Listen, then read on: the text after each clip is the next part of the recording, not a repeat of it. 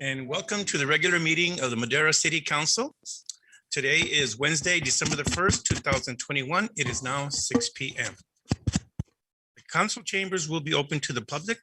This meeting will also be available for public viewing and participation through Zoom.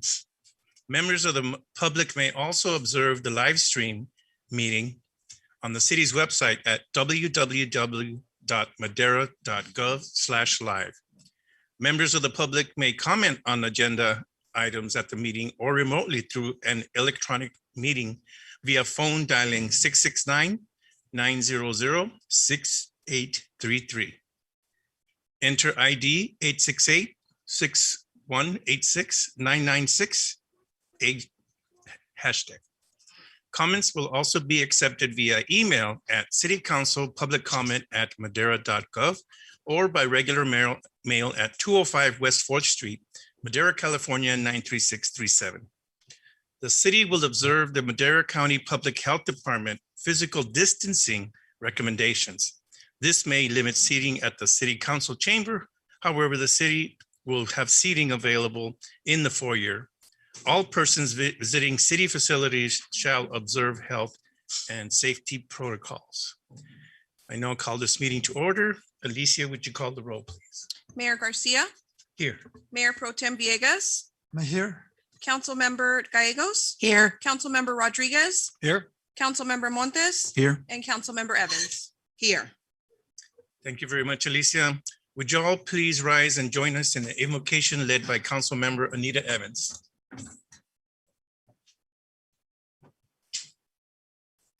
Praise God. Look at this. This is absolutely amazing. Would you bow your heads, please? Gracious Heavenly Father, thank you for this day, Lord. Thank you for bringing each and every one of us into this room this afternoon, Father God. Thank you for waking us up this morning and continuing to just hold us close, Father God. Thank you, Father God, for just guiding our footsteps and allowing each and every one of us to follow your will. Father, we ask that you remove self out of this council tonight and allow your words to be spoken. We thank you, Father God, and we love you. And we ask that you continue to watch over us and keep us and bless the council, bless the city of Madera. In your son's precious name, Christ Jesus, amen. Now I'll have the Pledge of Allegiance led by J.B. Pray. Pledge allegiance to the flag of the United States of America and to the republic for which it stands, one nation, under God, indivisible, with liberty and justice for all. Thank you.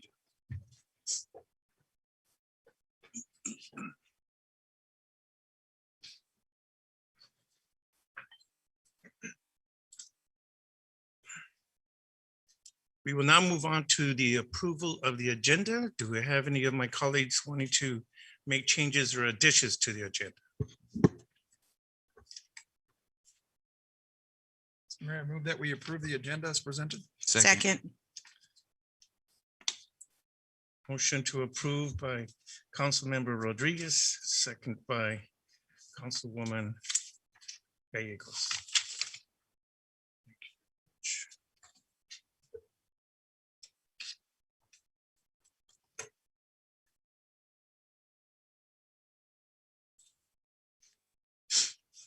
Alicia, would you call the roll?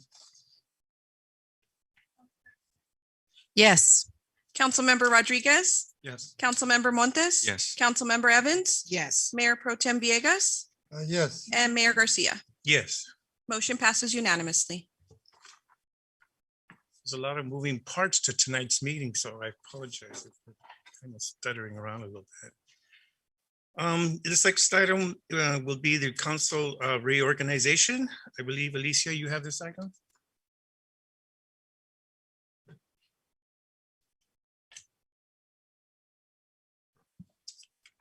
Good evening, Mayor and council members. A special municipal election was held on November 2nd, 2021 for Council District 5. The Madera County Clerk has issued the certified elections results, and I will now read and request council to adopt the resolution declaring the results of the election. The Madera City Council District 5 election results are as follows. Elsa Mejia with 383 votes, Matilda Villafan with 241 votes. Elsa Mejia was elected for the Madera City Council District 5 seat. So now the request is for council to adopt the resolution declaring the results of the election. Do we have any members of the public wishing to speak on this item?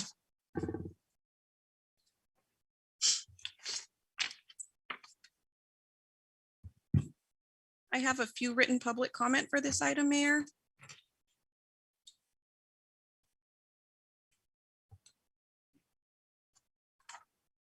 The first one is from David Vargas. My name is David Vargas, and I have been a Madera resident for over 10 years. I want to congratulate Elsa Mejia in being elected to represent Madera's District 5. I am excited to have an advocate for hardworking families and their needs, such as affordable housing, workers' rights, and women's rights. During her campaign, her transparency and outreach created an energy of grassroots organizers from our community that got people involved in our local politics, some for the first time. I'm excited to see her involvement in the city council. Her experience and her accessibility make her an excellent addition to the team. The next public comment is from Daniela Florian. Glad to see Elsa Mejia in the chair. Jessica Flowers, very happy to have a representative who shows up for her people. Congrats to Elsa Mejia. And that is all the written public comment I have received, Mayor. Mark, do we have anyone on Zoom? There's no one on Zoom. Is there anyone that would like to speak here in the chambers on this item? Yes. Good evening, Council. My name is Joanna Torres. I'm a lifelong resident of Madera.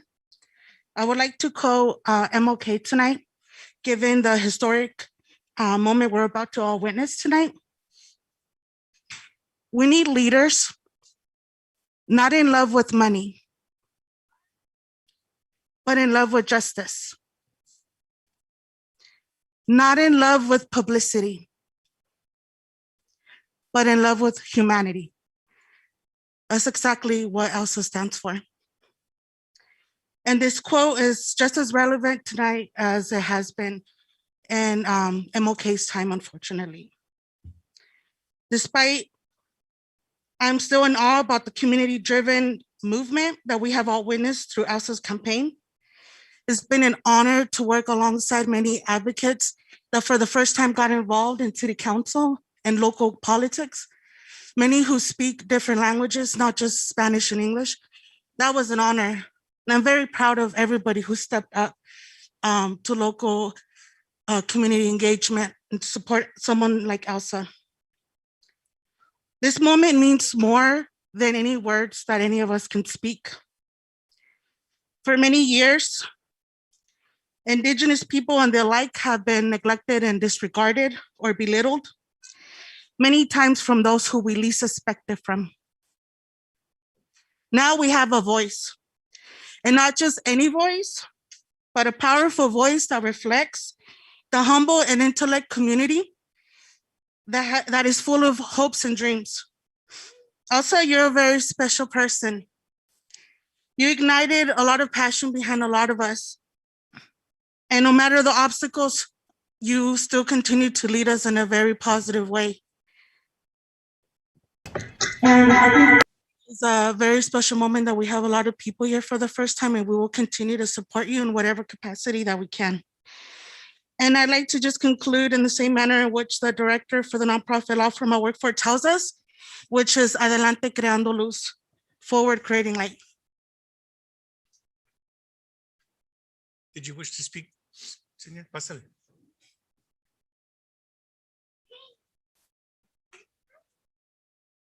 Hi, good evening. Buenas tardes. Mi nombre es Grisel. My name is Grisel. I am really happy to actually see Elsa here today. Reason being is that I was trying to reach out to many people in your ranked area when I was in need. I got to be able to talk to Dino and Mr. Montes, I believe, because I am a person that is homeless. That baby right there is the baby that is chronically ill. And we were homeless and trying to reach for help with Madera County at one time. But my case got denied many times. And one thing that I do want to bring up is the importance of more low-income housing for Madera. The vouchers that came out in the other meeting, I don't think that's enough itself. And by Elsa actually being elected today, she knows a lot about what's going on in my life and other surrounding areas as well. I don't know if other people have suffered from, what is that word, me? Remember when I told you about the complaint that I sent? Yeah, police discrimination. That is an area that needs to be talked about and addressed, especially here in Madera. Especially with new officers that are on board, and I know that they want to look like superheroes. But I was targeted when I coming out of NICU around midnight and parked at Yum Yum Donuts to get a drink for my daughter. So I was homeless coming out of NICU, and a lot of things going on in my life. And this officer didn't even stop me. I was parked in a zone that was private. So I addressed a complaint directly to the city about it. I don't know what's going on with it, but I'm not a person that will stay quiet. Believe me, I make my voice spoken no matter what. I've had to speak out in Fresno County because I was originally a Fresno County resident that got pushed to getting services to Madera County. Fortunately, the issue with homelessness is something that does need to be addressed. You can't just be pushing the homeless out of the city. You just can't. Many other topics do need to come up and arise, and hopefully, I know that with Elsa being a voice for us and for those that are underprivileged, it will be a great way for her to advocate to the people that actually make a difference in the city, and I'm really proud of you that even, and this goes to those people that took those signs down, God is with the righteous. Dios te bendigo mucho. I'm so proud of you. Y el derecho al respeto ajeno es la paz. And blessings to all of you. And thank you for listening to me as well. Thank you. Anyone else?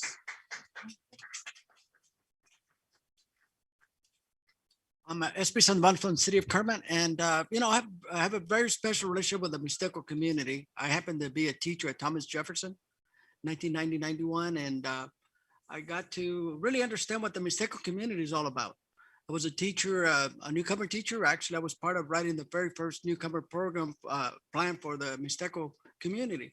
So when I heard Elsa was running, I was just very impressed because I always figured that the Mixteco community needed a voice in Madera. And I'm very connected with a lot of Mixteco leaders here, and I'm very proud of Elsa. Congratulations, Elsa, and I know you're gonna do a great job. And congratulations to all you guys. I think you guys got a great leader here, and hope you guys can help her, mentor her through the process, because I know how it is to be a city councilman and not understand what we're getting into. So I think they're gonna be great people mentoring you, Elsa. So God bless you, and God bless all of you. Thank you. Thank you, SB, and you're a great leader in Kerman, but in your own right. Thanks. Seeing no one else at the podium, I think we will have any comments from my fellow council members. If not, then we can have a motion. Mayor, move that we adopt a resolution declaring the results of the special election, 2020 special election. Second. Motion to approve the resolution by Councilmember Montes, second by Councilmember Rodriguez.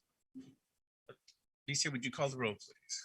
Councilmember Gallegos? Yes. Councilmember Rodriguez? Yes. Councilmember Montes? Yes. Councilmember Evans? Yes. Mayor Pro Tem Villegas? Yes. And Mayor Garcia. Yes. Motion passes unanimously.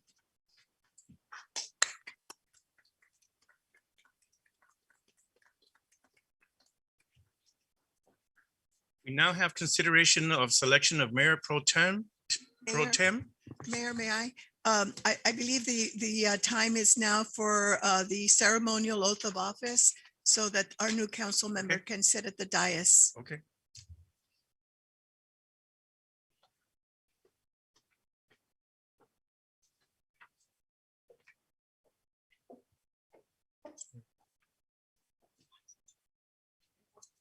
She's gonna do it, okay.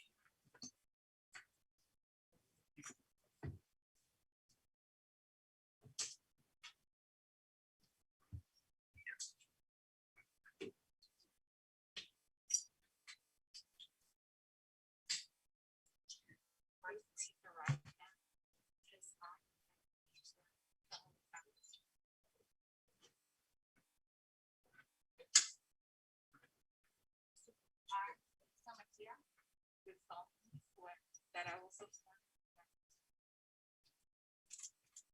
Solemnly swear that I will support and defend. The Constitution.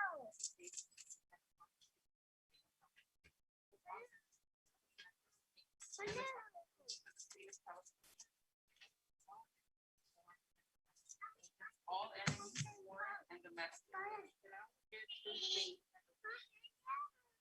That I will bear true faith and allegiance to the Constitution of the United States. To the Constitution of the United States and the Constitution of the State of California. That I take this office freely. That I take this obligation freely. Without any mental reservation or faithfully. And that I will well and faithfully discharge the duties. Discharge the duties of.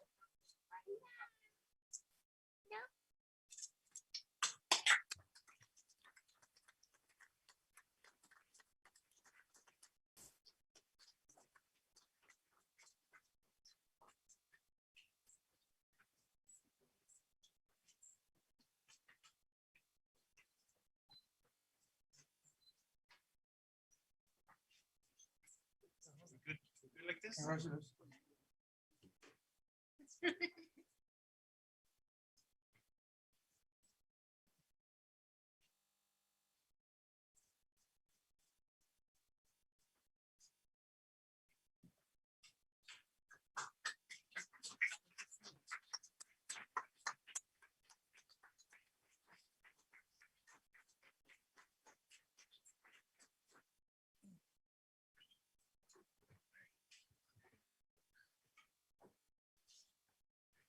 We will now move on to public comment. The first 15 minutes of the meeting are reserved for members of the public to address the council on items. Mayor, Forgot Mayor Pro Tem. reorganization. Man, I'm just getting ahead of myself today. So now we move to the consideration of selection of Mayor Pro Tem to serve a one-year term. Alicia? Hilda, can I, would you mind taking this item? Miss City Clerk. This is a time for you to determine your new mayor pro tem. Your mayor pro tems are selected on an annual basis, and you haven't adopted a resolution many years ago that sets forth a process. And based on the review of that resolution, the new person to be designated as the mayor pro tem would be Councilmember Evans.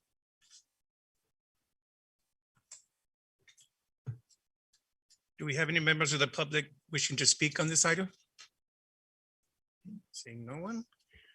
City Clerk, do we have any written comments from members of the public? We have no written public comment. Mark, do we have any callers? No one on Zoom. I will now close public comment for this item. Discussion from my colleagues on this item? If not, then I'll ask for a motion. Mr. Mayor, I move to nominate Councilwoman Evans as a mayor pro tem. Second. Multiples. I heard Artemio, Cici, and Mr. Montes. So I'll just pick Councilmember Gallegos. Motion by Mr. Rodriguez to acknowledge the election of Councilmember Anita Evans to Mayor Pro Tem, and seconded by Mr. Montes. Alicia, would you call the roll, please? Councilmember Gallegos? Yes. Councilmember Rodriguez? Yes. Councilmember Montes? Yes. Mayor Pro Tem Evans? Yes. Councilmember Mejia? Yes. And Councilmember Villegas? Yes. And Mayor Garcia? Yes. Motion passes unanimously. Congratulations, Mayor Pro Tem.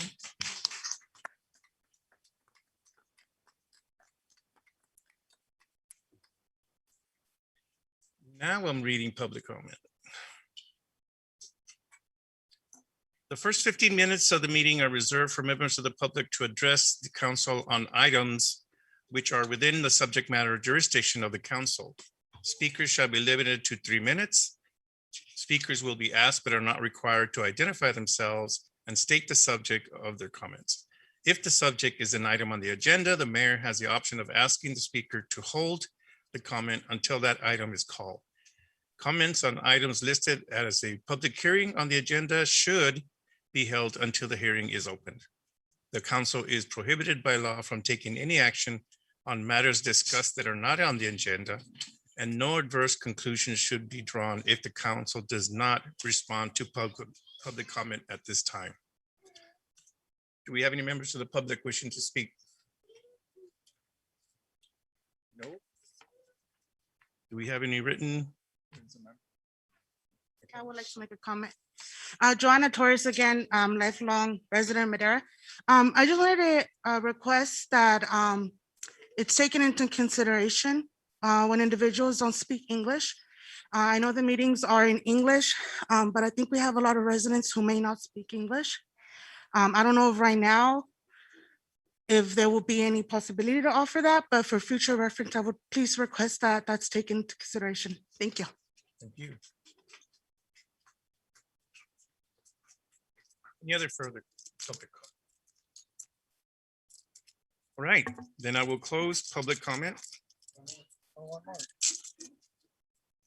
on up.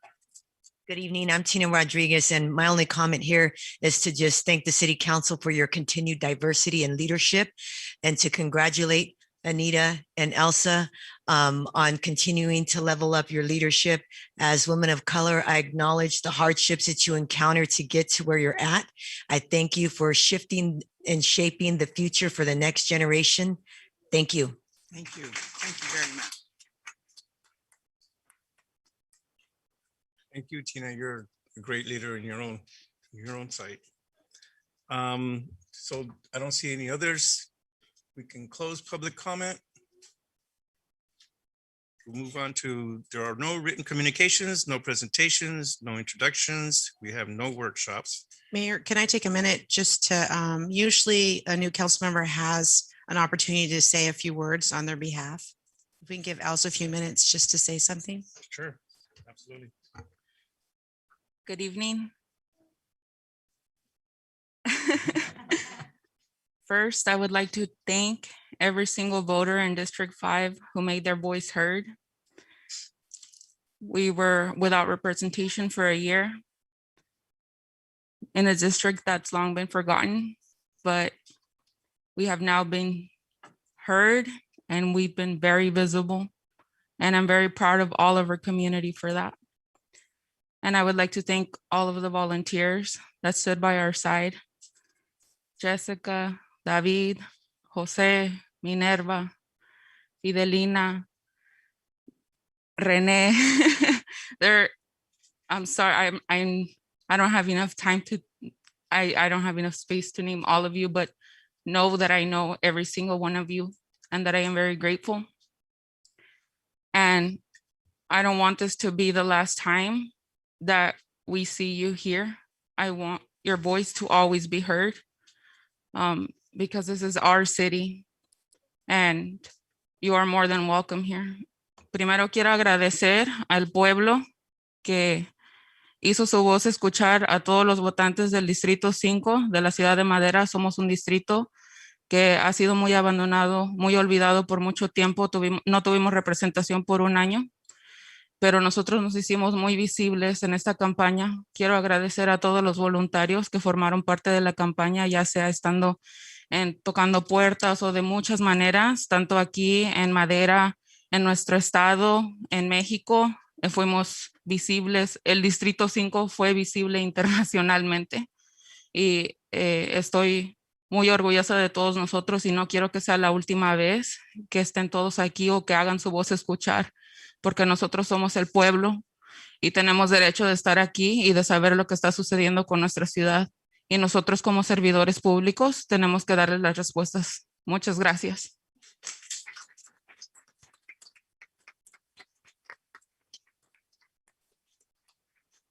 else? No? Councilwoman Evans? Thank you, everyone. History was made once again tonight. I am the first African-American female to now sit as Mayor Pro Tem. So thank each and every one of you. Yes, yes. Congratulations, Elsa. You rock. So thank you, everyone. God bless. Did you have anything else, Cece? We now move on to consent calendar. Matters listed under the consent calendar are considered routine and will be enacted by one motion and one vote. There will be no separate discussion of these items. If discussion is desired, a member of the public or a member of the council may request an item be removed from the consent calendar and it will be considered separately.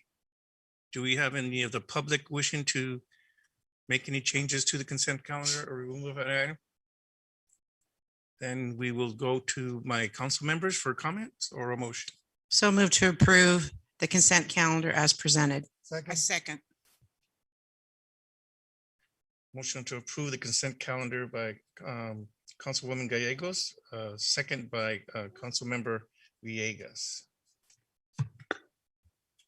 Lisa, would you call the roll, please? Councilmember Gallegos. Yes. Councilmember Rodriguez, Yes. Councilmember Montes. Yes. Mayor Pro Tem Evans, Yes. Councilmember Mejia, Yes. Councilmember Villegas, Yes. and Mayor Garcia. Yes, Motion passes unanimously. thank you. We will now move past public hearings since there are none. We will move on to item D, petitions, bids, resolutions, ordinances, and agreements. I believe Mr. Rodriguez, you have this item? Sure do, Mayor. I sure do, Mayor. Thank you very much. Rolando Rodriguez, City Manager. If you can just bear with me for a few seconds here while I pull it up. The other item worth noting, since tonight is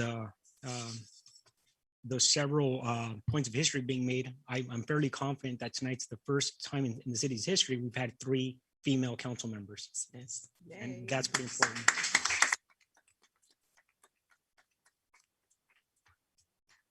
Don't forget, we also have a city clerk and a city attorney. You're absolutely right. Thank you, Councilmember.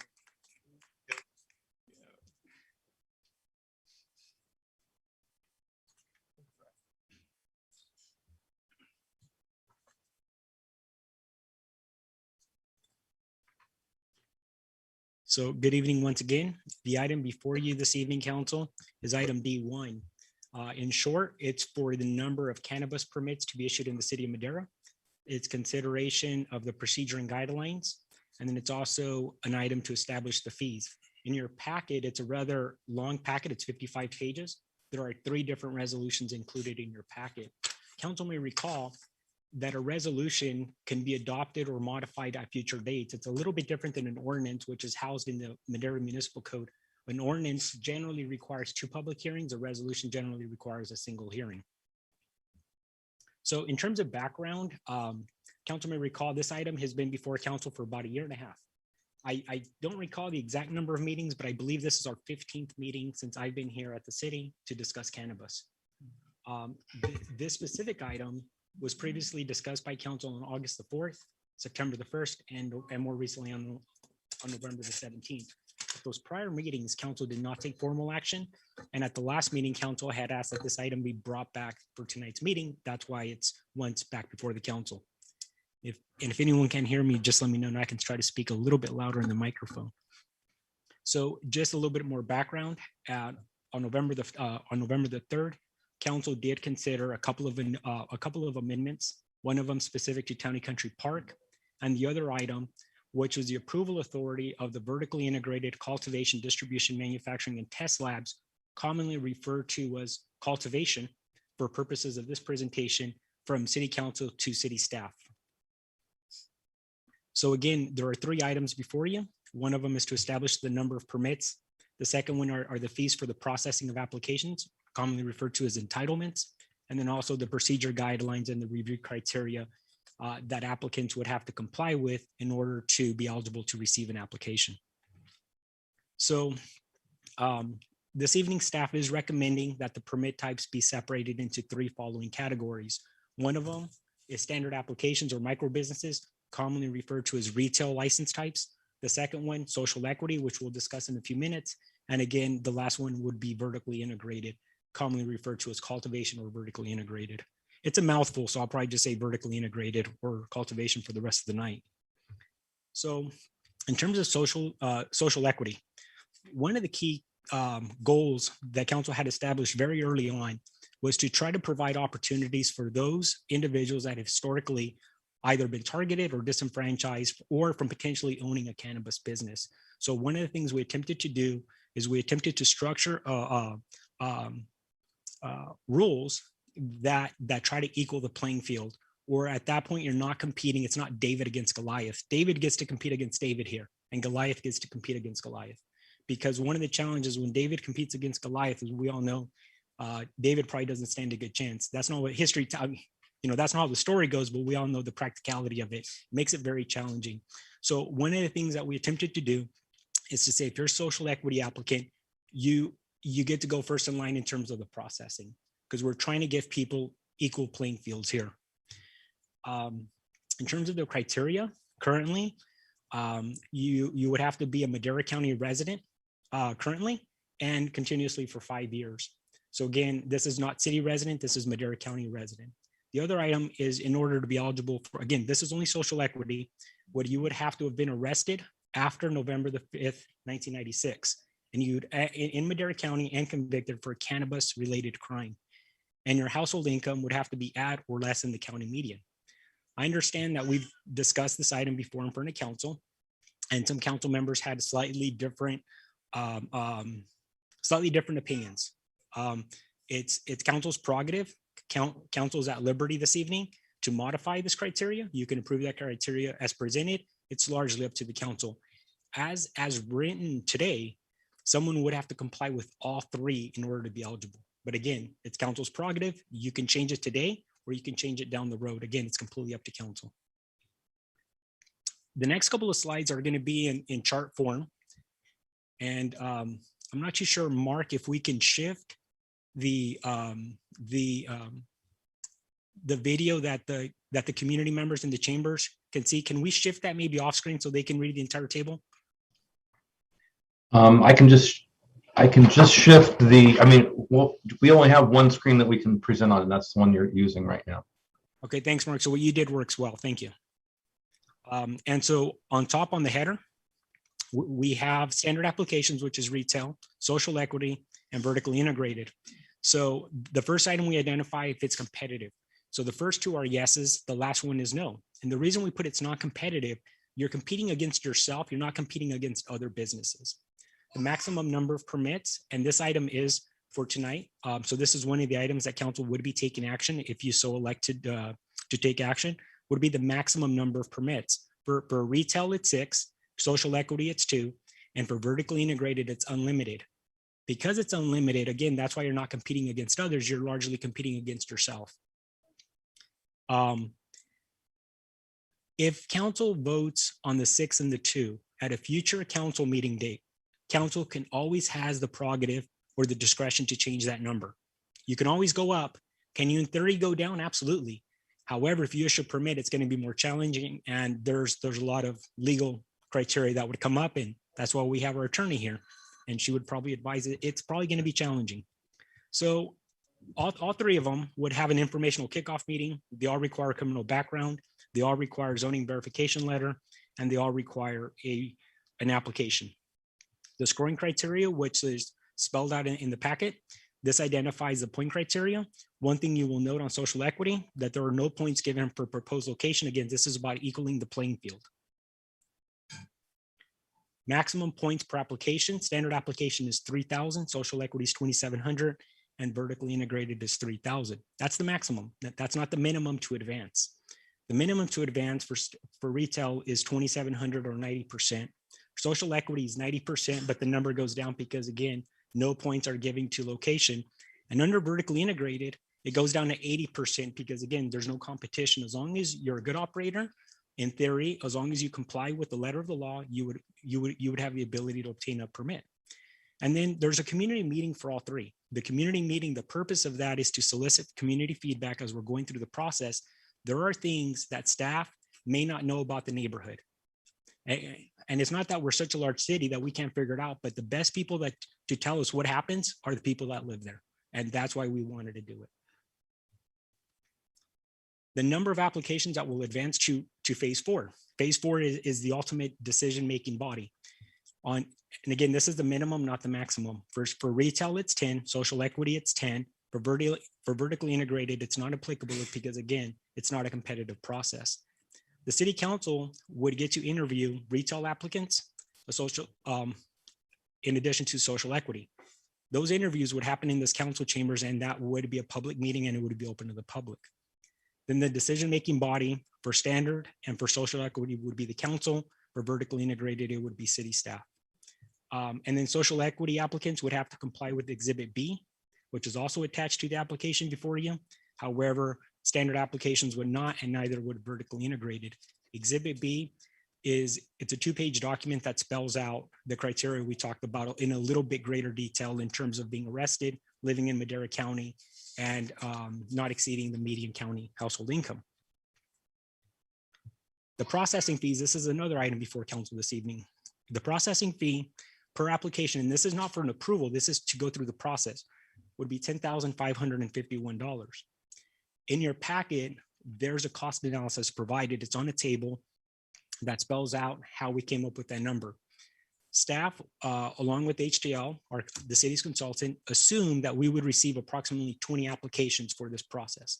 We could receive more, we could receive less, but we needed a starting point, and 20 seemed like a reasonable number based on our population.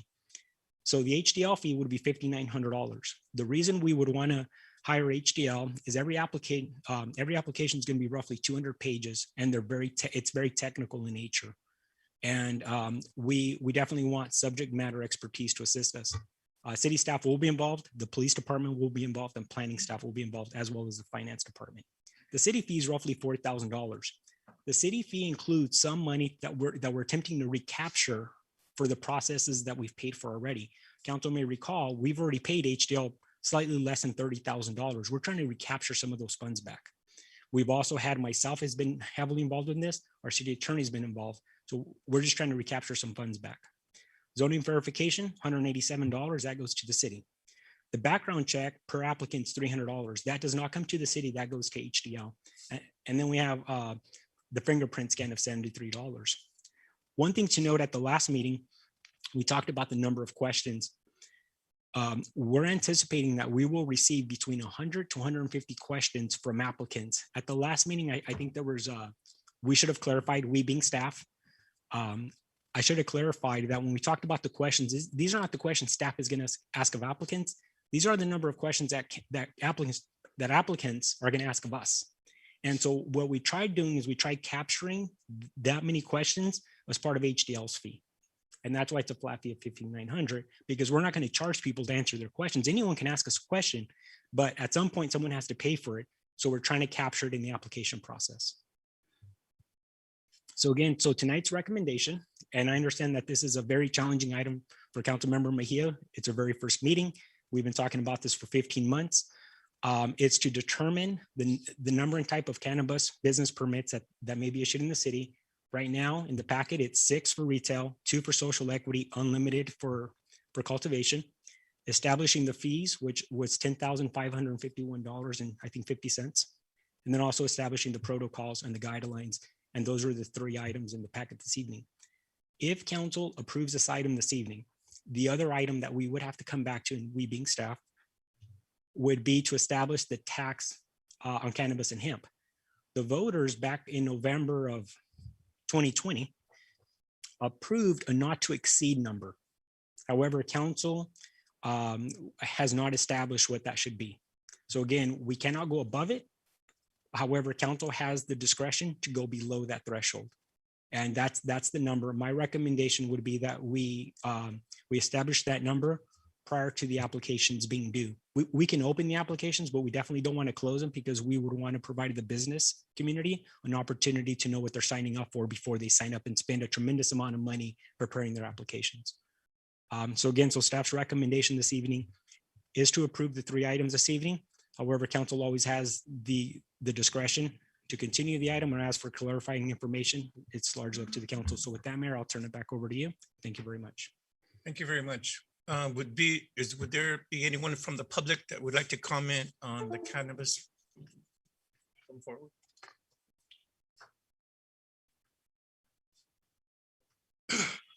Kirk Tamian, Madera resident. On the social equity, I just want to bring up, I think the David versus Goliath was a pretty good thing, but sometimes Goliath stands behind David. So only thing I ask on social equity is if we're making the medium income and the application 10,000 and someone comes in and buys $1 million building, somehow the money is not David's money. So I just suggest if we do look at that we follow the money and make sure it's just not a front person that hired somebody to be in front and say, hey, you're from Madera, go get this license. We'll put up all the money, we'll do, because then you just have Goliath in the background who's in control anyway. It should be for local Madera people who are business people Madera and want the best for Madera, not someone hiding behind thing. And as I said, I'm up to 15 different buildings now we have leased out waiting for the application for the cannabis. And I've heard that from more than half of my clients say, find me somebody in Madera that we can use for this, we could use for this. And I said, that's not my job, number one, but I'm against that because I was a local small businessman in Madera for 25 years. So I know what it means to be a local businessman. And I want the people who get those applications to be local business people who give the money back to the city of Madera, who go to the events in Madera, who sponsor Madera, not someone who just has a bunch of money and a friend who backs them up. That'd be all. Thank you. Any other person would like to speak? Lisa, do we have any? Mayor, I have no written public comment. Mark, do we have any callers on Zoom? There's no one on Zoom. Go ahead. Hello, everybody, Honorable Mayor, council members. I actually would second what he said in regards to other big corporations that they're already pretty much set. I understand they got the blueprint down once again, but just to seek out somebody that they could use for the equity part, I just feel like that's still unfair. It's an unfair situation for small business owners like myself and my partners. And I think we're doing everything that we're supposed to follow the rules and guidelines to, lead towards this application process that we're about to, jump into. Obviously it's not cheap, but we're prepared and we are good business people. And I think it's just something that council and obviously mayor and everybody else here would like to see, that business people like myself and my partners just get that fair shot and really, have this just be as transparent as it can, because we're not big dogs in this type of business, but we are business owners and we have a lot of experience together. We bring a lot to the table. We know how to run businesses and we've proven, and we're going to continue to prove that we love Madera. We want to give back to the community and we just want to be able to connect with our people and prove to them that we're here for them. And we plan to do that with all of you. And we'd like to team up with with all of you at some point. And whether it's joining you guys on future projects that you each have individually or coming together as a whole to show that we could do this as a community. And that's all I have to say. Thank you so much. Thank you.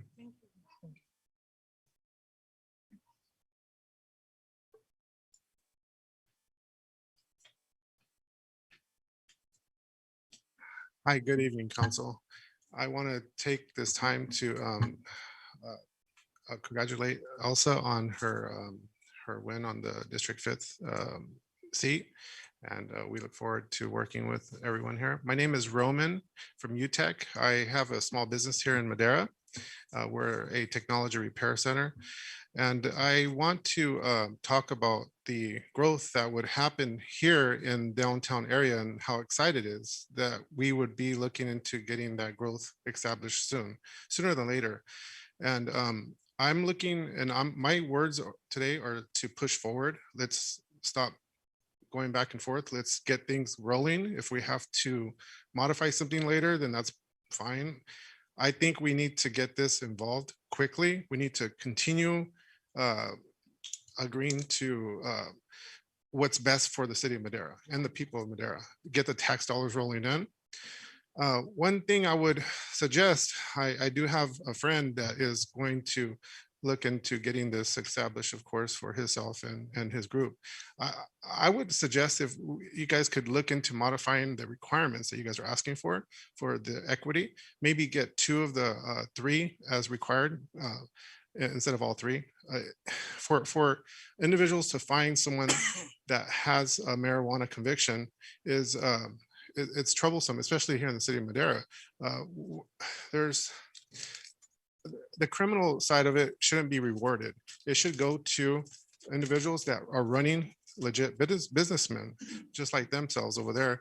And I agree with them last 2 speakers. I feel that getting this moving forward would be best for the city of Madera, and having the great council women and men here to come to agreements to get things moving forward as quickly as possible would be great for the city of Madera. Thank you for your time. Anyone else?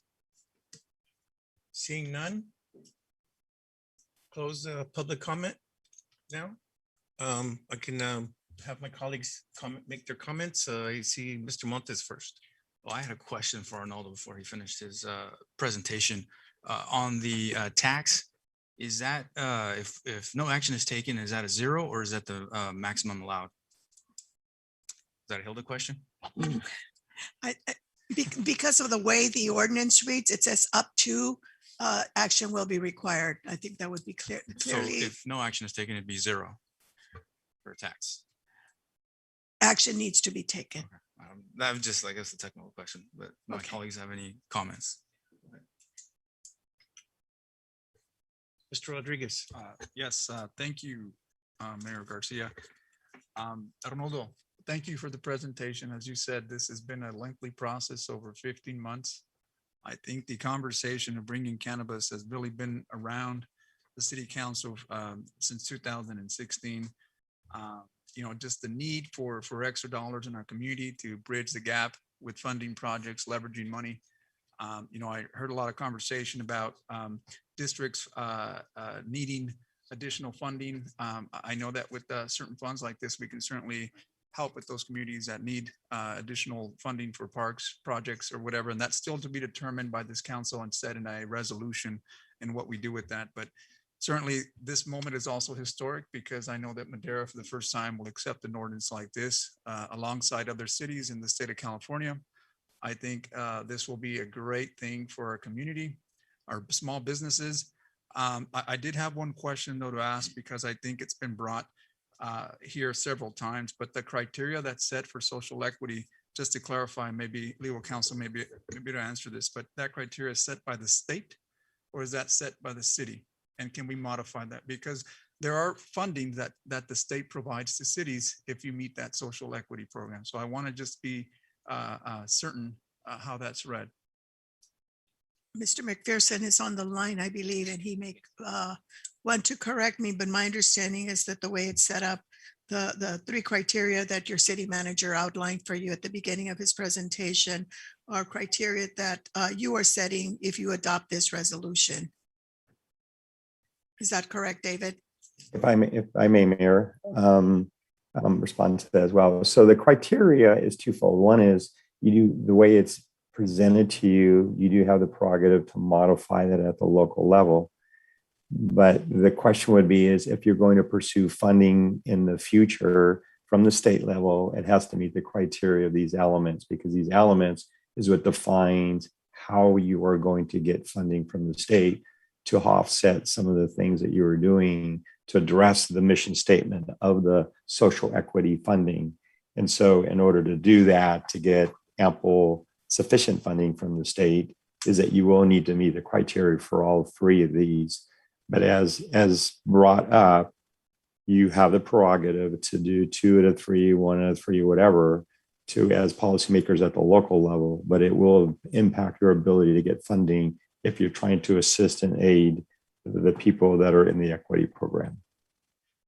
Thank you, David. And I think that works with the reimbursement. I think the city would first front up some of the costs, and then I think they would seek for reimbursement is what I read on that.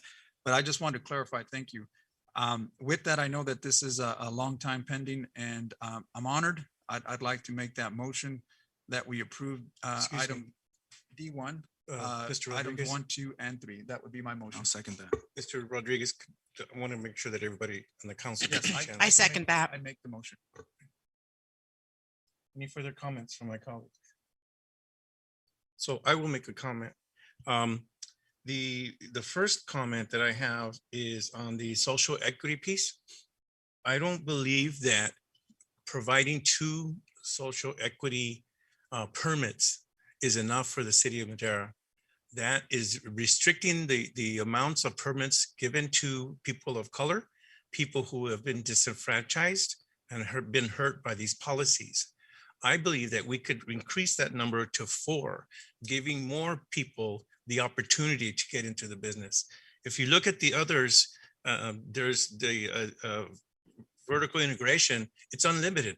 And that means people who are going to grow. That means big bucks are going to come in. They're going to fill up warehouses. They have businesses elsewhere throughout the whole state. But what we're doing is limiting the residents of Madera County to only 2. And if we're going to force them to be arrested and have a record, I think that's ridiculous. I don't believe that we should have that as a requirement. And that, yes, if you have had an arrest in before, that should not remove you from applying. But I would not want to put that into this permitting process, because that would exclude a lot of people. So I would be against that part. Now, did you only do motion on the first one? I motion all 3. All 3. All 3. Second. All right, so the next one is under vertical integration, where these humongous companies and corporations are going to come. There's no transparency by the city council, because they don't have to vote to either permit or not to permit. They can step aside and say, well, I'm going to do business with you later, but I didn't vote for you in getting into this business. So there's no transparency. There's opportunities for actual corruption. And if we voted for who was going to be approved or not approved, then that would be a signal that we're open to exactly the transparency part that we took an oath to do. We just went through an ethics class, talked about ethics, what to do, what not to do, and declare any financial gain. But this way, if you're going to approve, the city manager is going to approve, the city council can all say, no, I didn't vote for that. The city manager voted for it, excuse me. All right.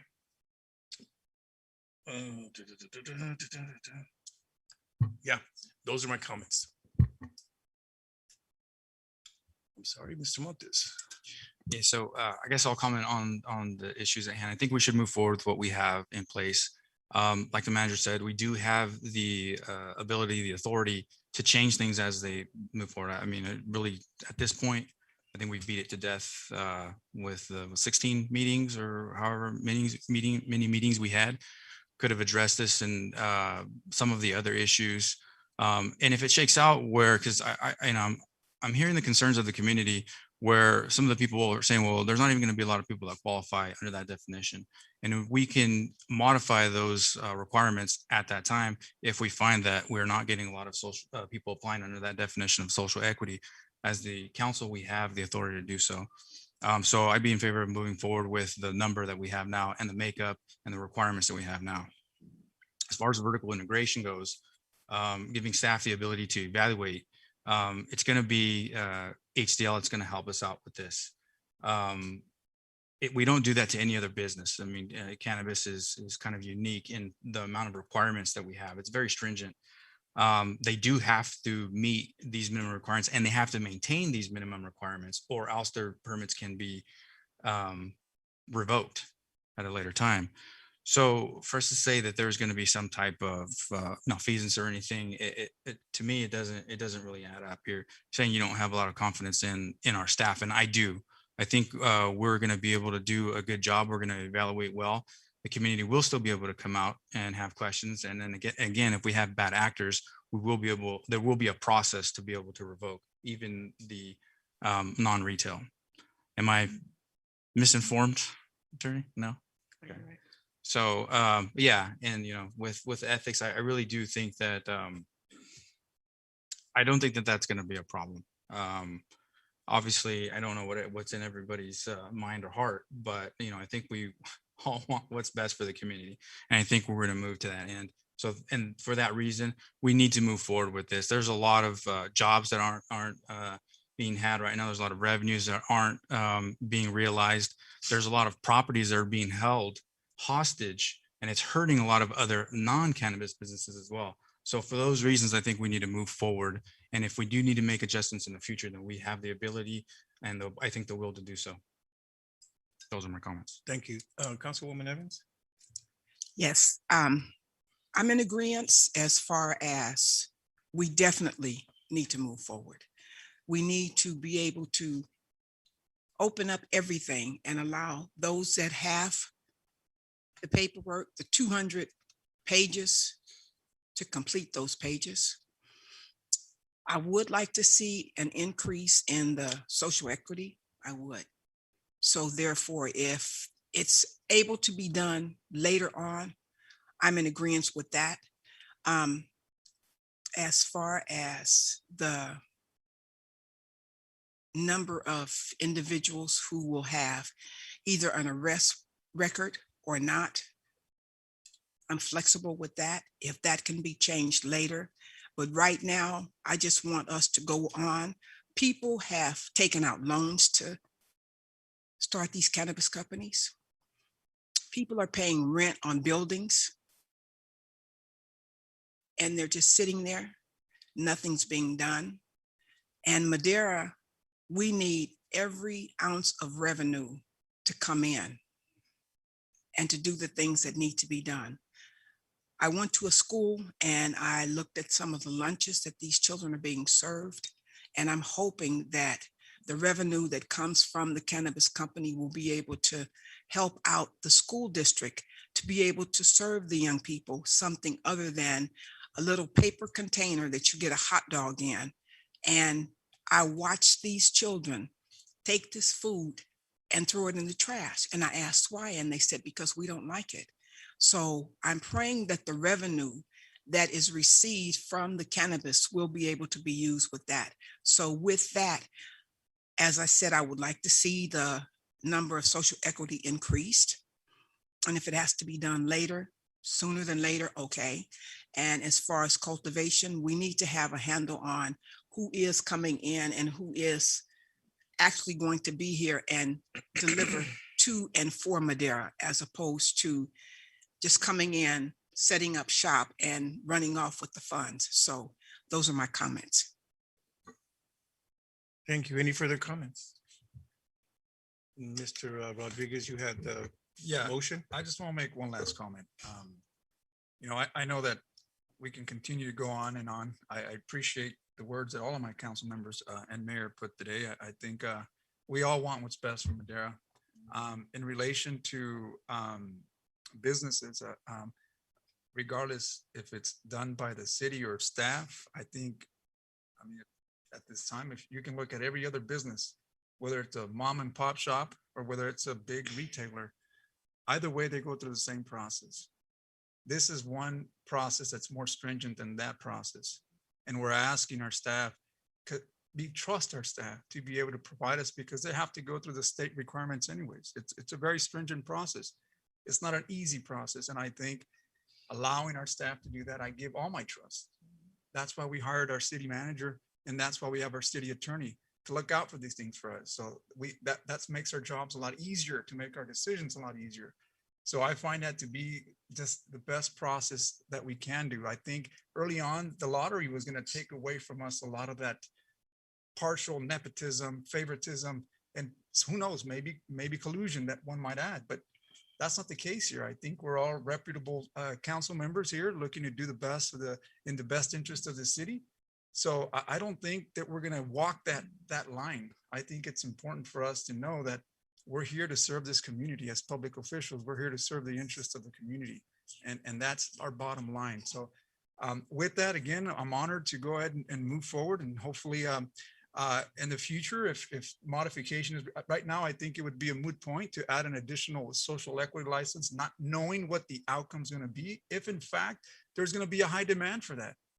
I know that there's a lot of folks out there that have been criminalized since 1996 moving forward, and disproportionately, in a way, jailed or created a felony in some way. Those folks are out there, and I'm sure they're going to want to make an application. So let's see what happens. If in fact we have more than enough, then we make the modifications. But at this point, I think it'd be a moot point, not knowing what the data gives us yet. So I think we move forward. And again, I make that motion that we approve item D1 with all three resolutions. And I second that again. Motion by Mr. Rodriguez, second by Councilwoman Gallegos to approve all three. Alicia, would you call the roll, please? Councilmember Gallegos. Yes. Councilmember Rodriguez. Yes. Councilmember Montes. Yes. Mayor Pro Tem Evans. Yes. Councilmember Mejia. Yes. Councilmember Villegas. No. Mayor Garcia. That's no. Motion passes with 5 yes votes and 2 no votes. Councilmember Villegas and Mayor Garcia.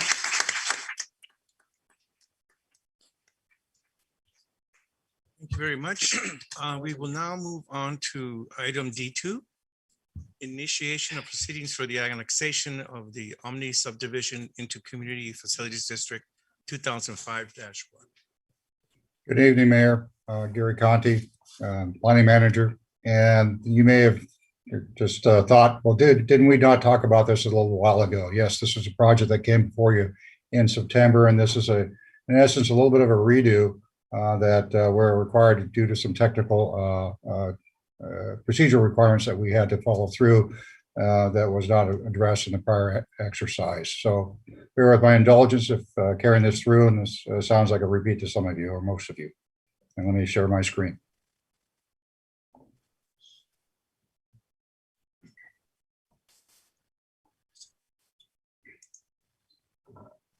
All right. Would you do me a favor and make sure that door is closed, please? There you go. Thank you. There we go. Can we all see the screen? Yes. Okay, let me move on forward then.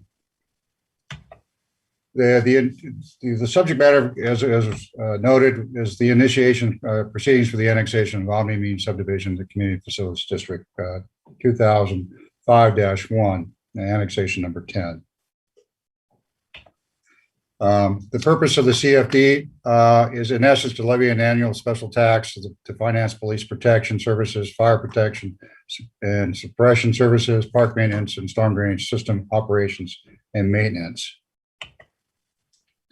It really is to provide a funding mechanism to shore up the gap between the revenue that we are generating from new development and that the actual cost of delivering a particular desired services.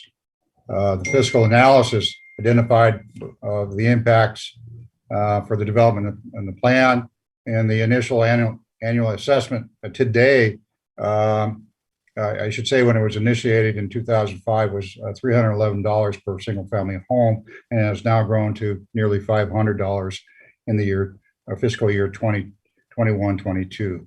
The money, the tax, if you will, is deposited in our general fund, since the impacts are specific to the general fund, and the utilization of that tax is purposely broad, such that the city may finance any services or facilities permitted to be financed under this particular act. So the amount of monies that we are collecting in the current fiscal year is expressed in this slide here. Today, we have 950 parcels within this particular CFD. And the breakdown of the fundings, as it was asked previously in this particular subject matter, is presented to you this time around. The police services receive 60% of the funds received. Fire department 25%, and park and storm drainage maintenance receive 15%. And this is the breakdown. Currently, we are receiving just about $450,000 in taxation funds or levies, if you will. And you can see the breakdown applied to those each and serviced areas. The area in question is annexation number 10. That's highlighted there in the circle and identified in blue. It pertains to the Omni subdivision, as has been mentioned. There was a tentative subdivision map that was approved in the year 2019, consists of about 61 single-family lots on 10 acres. And one of the requirements of that tentative subdivision map was the annexation into CFD 2005-01. The annexation of this particular project was approved also in the year 2019, and the precise plan more recently of this year in July of 2021. And you can see the location that we're speaking of. It's the intersection of Ellis and D Street at the southwest corner. And this is the subdivision in question. Annexation number 10, as I mentioned earlier, for single family homes, it generates just shy of $500 per dwelling unit. And based on that, for this particular subdivision of 61 units, would generate a fee revenue of $30,468 and some odd change. Well, there are two actions proposed to you tonight, and it's a repeat again, of course, is the adoption of a resolution adopting the boundary of the map showing the territory to be annexed into the CFD district. And that is composed of two parcels that you see here identified on the slide. Second action is to adopt a resolution declaring the city's intention to authorize the annexation of the territory into the CFD District 2005-1 and includes setting a date for the special election to occur in January 19. My apologies, and I should say January 19, 2022, as opposed to 2021 there on the screen. My apologies. So the recommendation being presented to tonight is adoption of the two resolutions, adopting the boundary map and declaring the intent to annex the lands into CFD 2005-1 and allowing for the process to continue forward with the special elections and annexation to occur again in January 19th, 2022.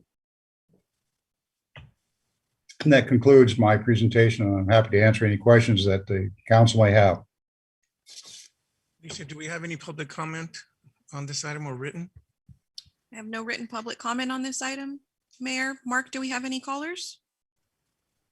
I do have one caller. It looks like we have one caller on the line. Yes, caller, can you hear us? I can hear you. Can you hear me? Yes.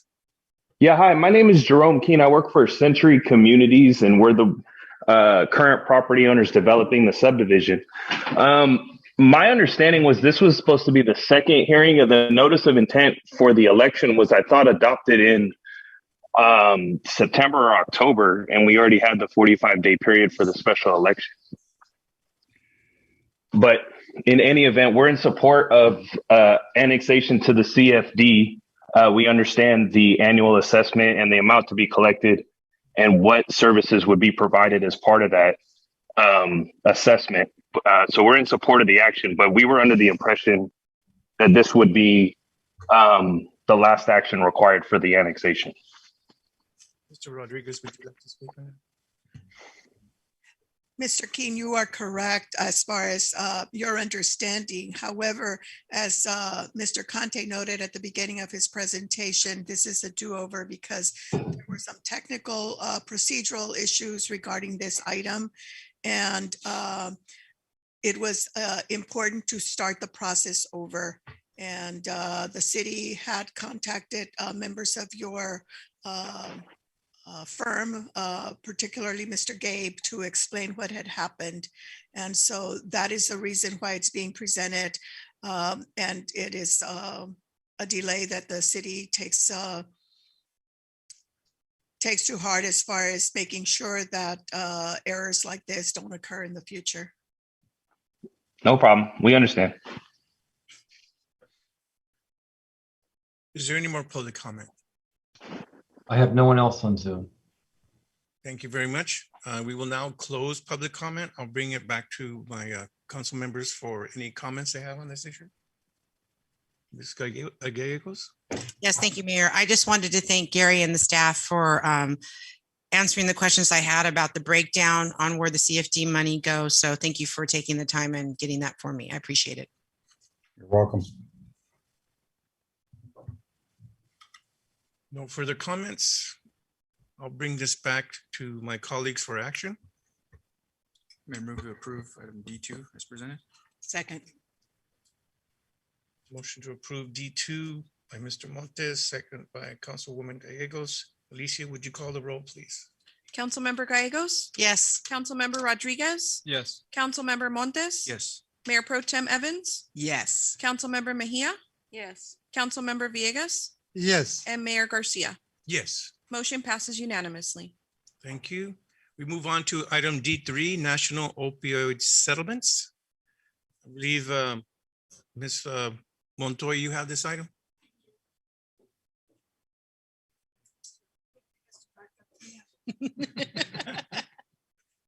Well, as you can tell from this item includes almost 1,000 pages in your packet. And I'm sure all of you read every paragraph in there. So I am going to be brief. This is a complicated matter. It's not something that just flows from my mouth because I know the basics on it, but I don't know all the little nuances as evidenced by the 1,000 pages of documents that were presented to you. But basically what we have before you, council, is an agenda item that involves multiple litigation that has been going on for many years. The litigation was initiated by cities, by counties, and numerous states throughout the country. It's gone on for years. And at this time, after many years involving lots of litigation, lots of motions, lots of procedures, lots of attorneys, there are tentative settlements with two groups of defendants. The first group is the distributors for an amount of $21 billion nationally, and the manufacturers of opioids for $5 billion. And these tentative settlements are referenced as national opioids settlements. These settlements have a trickle down effect to cities and counties, but only if something called a critical mass is achieved. So the settlements require that a critical mass of cities and counties and local governments opt in to this process by January 2. So we're very close, and this came very quickly. It's not like we were sitting on it for months. This came on very quickly as far as the procedures. And so participation is critical to maximize dollars into California and into Madera County and Madera City. So basically there are three pots. 15% go to a state fund, 70% go to local governments, and 15% go to litigating local governments. There were a number of cities and counties in the state that did participate in the litigation, so they get a little extra. Santa Clara County, LA, I believe even Fresno County were among the litigants. So all the at this time, the city, there's all these formulas, and it's not just population is a basic threshold because all entities must be over 10,000 in population, but there are other criteria as far as how opioids impacted your particular entity. And so basically, based on all these formulas that are very intricate and detailed, the best case allocation for the city of Madera is $612,786. And before we all jump up and down and say, hey, that's a good amount, unfortunately, it's not really that much because the amount has to be spent over an 18-year period. And the criteria and the requirements for the expenditure are very, very detailed. There are very specific requirements on how it can be spent. There's annual reporting. There's all sorts of details. Nonetheless, it's money, and it's money for this local community if you decide to opt in. So in addition to the money there, with respect to this litigation, the manufacturers and distributors are also subject to what's called injunctive relief. And so it's not just only impacting their pocketbook, but it's also impacting their future conduct as far as how they market and how they distribute the opioids and what they can do. And there's even a prohibition for 10 years for them. So it's not just money, but also a penalty for future conduct. So the council's adoption of the proposed resolution will allow the city's participation in these settlement agreements. And there's, like I said, there's 6 documents in your packet, and a couple of them are redundant because the participation agreements also attach the state agreements each. So C and D also include E and F twice. But A and B are the biggies. They're the ones, they're the master agreements. So by participating in these settlement agreements, by adopting this resolution, if you wish, the city would agree to a very broad release of opioid related claims as well. So it's, you're agreeing to this, but you're also being prevented from filing your own litigation. And I am here to answer any questions that I might be able to answer if you have any. Thank you. Alicia, do we have any members of the public with written or? No, Mayor, I have no written public comment. Mark, do we have any callers? No callers. Thank you. Okay. Do we have any members here that would like to address this subject? If not, then I will call close public comment. Councilmember Rodriguez.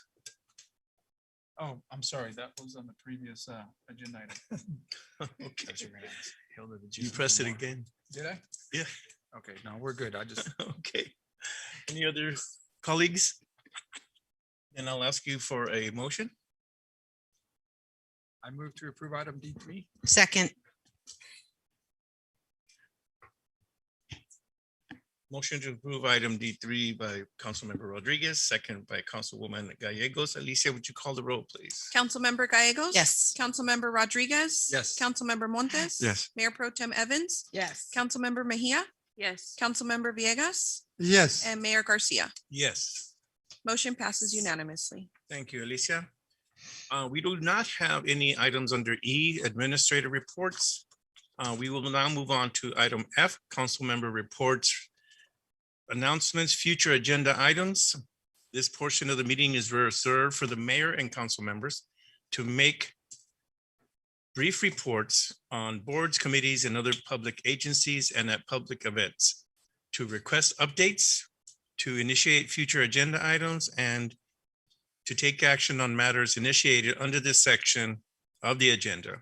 Under this section, the council may take action only on items specifically authorized and which meet other requests for action. Councilwoman Gallegos. Thank you, Mayor. I just want to do a shout out. Tomorrow, Madera Evening Lions, which I am a member, will be putting and hosting the Downtown Candlelight Tractor Christmas Parade. So it starts at 6. If you have an entry or know anybody, we'd like them to set up around 5:15. It'll be coming from A Street down Yosemite. So hopefully we see everybody out there tomorrow night. Should be a nice evening. Thank you, Mayor. Councilmember Rodriguez. Yes, thank you, Mayor. I've had to hold this in for some weeks now, but the Greater Madera Kiwanis has also started an initiative to try to bring back the 4th of July fireworks. And there's an effort not only with the Kiwanis, but also in partnership with other service clubs. We've had conversations with both county representatives and city staff to try to see if we can bring this great event to our city here at the district fair. Again, the date, obviously, you all know, 4th of July, but it has not been confirmed yet. I think at this time, we're trying to get everyone to agree that this will be the best venue and the best place to take care of that venue.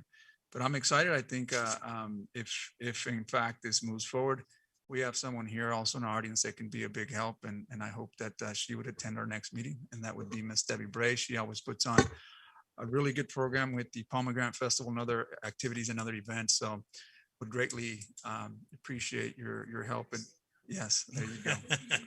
But I am excited for that. I know that we have the Christmas parade. I think that's coming up here too. So I'm looking forward to that. Last but not least, I wanted to ask Hilda a question here. I know that our protocols during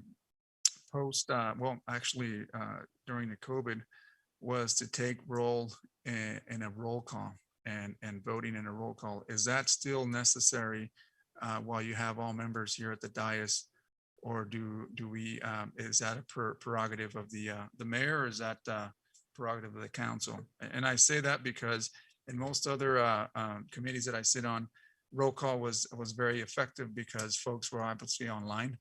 But now it looks like that we're all coming back into a dais. I'm not sure if we could go back to the same procedures that we had before, which was all those in favor, all those opposed, and it runs the meetings a lot smoother. So maybe that's a question to you. I'm not sure if we can bring back that item.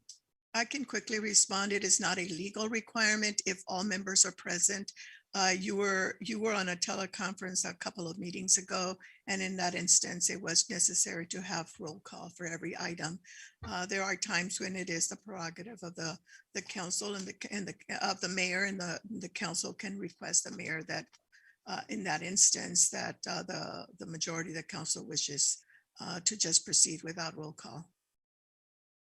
Thank you again. I'm not sure if the rest of my colleagues, but I think I leave that to the prerogative, of course, of the chair or the mayor at this point.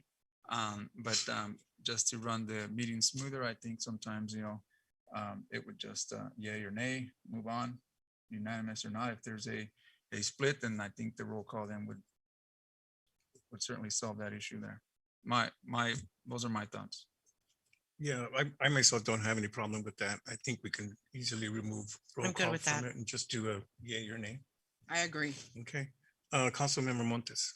I want to take this time to say welcome aboard to our newest council member. I know you're going to be a good voice and advocate for all of your district. And it's evidenced by how many people are here today to see you, because when you're not here, there's like 2 people. And it's usually my mom and dad. They're waiting for the cake. Yeah, your mom and dad.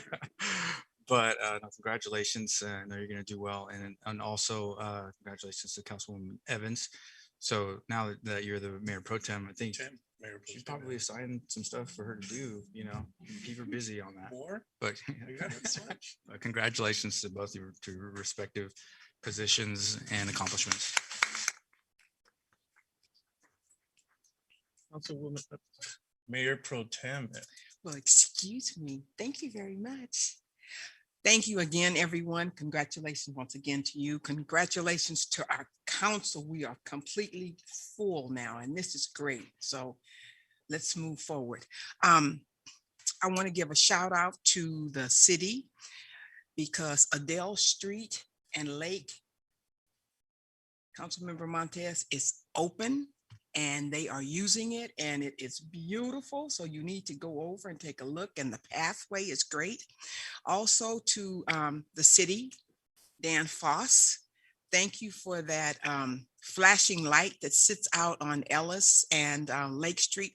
I don't know if any of you've ever come down the big overpass that they now have out there, but at night when the fog is there, that stop sign is really effective. You can really see it far off. So I thank you guys for that as well. Next Wednesday, I have Crunch with the Councilwoman, and that's where I will have either 9 or 10 children that will be there with me, and we sit and we talk and we just discuss things as far as their family members are concerned. And there's young people here, and to actually have children tell me that they've never had a Happy Meal, my heart broke. They had never had a cheeseburger from McDonald's. So many of us do not even understand how fortunate we really are. And I just want you guys to know this is the season for love. This is a season of giving. I may not see you anymore, so Merry Christmas to each and every one of you. But if you decide that you want to participate, give us a shout. And we meet at James Monroe Elementary School, and it is a great time. So I thank you, and I give my point back. Thank you very much, Councilwoman Mejia. I want to thank everybody for being here again tonight. Muchas gracias a todos por estar aquí nuevamente. I want to give a shout out to the kids at Mad Tech who had me speak on November 5th. I also would like to let you know that there's a community workshop coming up on redistricting on Saturday at the John W. Wells Youth Center from 10 to 11:30. And it's important to keep ourselves civically engaged, civically involved. El sábado de 10 a 11:30 de la mañana en el centro John W. Wells, el que está cerca de la piscina, va a haber un taller comunitario acerca de cómo se dibujan los mapas para votar. Es importante que nos mantengamos informados y que nos mantengamos cívicamente involucrados. Va a haber interpretación ese día. Y también quería saludar a los niños de la escuela MadTech porque me invitaron a hablar, y gracias a todos ustedes por estar aquí nuevamente. Councilmember Villegas. Yeah, I just want to congratulate Elsa Mejia to be the city council member for the District 5, and also Mayor Pro Tem Anita Evans. Also, I want to say that on the 21st, Sunday, November 21st, and we have a giveaway of food from the food bank. So that was successful. We have a lot of people went by and get the food we were giving away. And we also have another one on the 23rd on the Islamic Temple on 26th by Matilda Torres High School. And that was also very successful. A lot of people went by and get some food. So that's a good thing. I saw a lot of people, happy to get something. So before Thanksgiving. So thank you for the community that have responded for that. And good luck to the new 2 members, new titles, new 2 women. Look forward to work together and let's do it. Thank you. Thank you, sir. So a couple of things. First of all, I'd like to congratulate Mr. Foss. Are you still there, brother?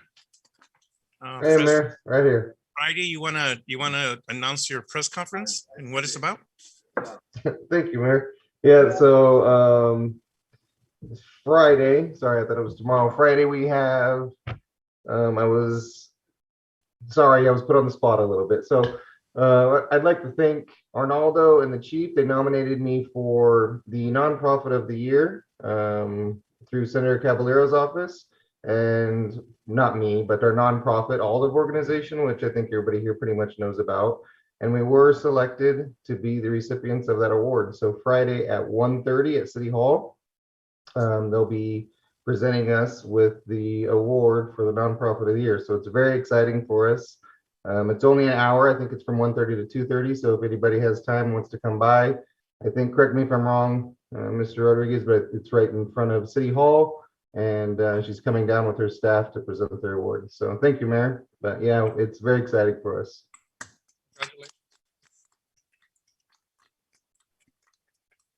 Normally, I would have made that announcement, but I would have botched it up. So I leave that up to you. But congratulations again on this really prestigious award. The second thing I'd like to announce is that Madera Ford is going to be giving away 200 bikes for children's bikes on the 18th, Saturday, the 18th of this month. If anyone wants to volunteer to build the bikes, because right now they're all in boxes, that'll be done the previous Saturday. So 10 o'clock for both events, if anyone wishes to come on out. These are children's bikes. First come, first serve. Just put you on notice. And the last thing is I'm going to take a very much needed vacation. My wife and I are going to be traveling out of the country. We're going to go visit her dad and her brothers and sisters. So I'll be missing a meeting, but I'll be back in January for sure. With that, we will move on. There is no closed session tonight. We will be calling adjournment of this meeting here. And our next meeting will be December the 15th. Thank you very much for all being here. Have a good night. Oh, and we have cake in the reception area for Elsa. I've been waiting for cake for an hour and a half. It's my favorite part. So don't go away. Everybody, let's welcome Elsa in her new position in the foyer to have some yummy cake. Thank you for hanging in there with us. Está allá.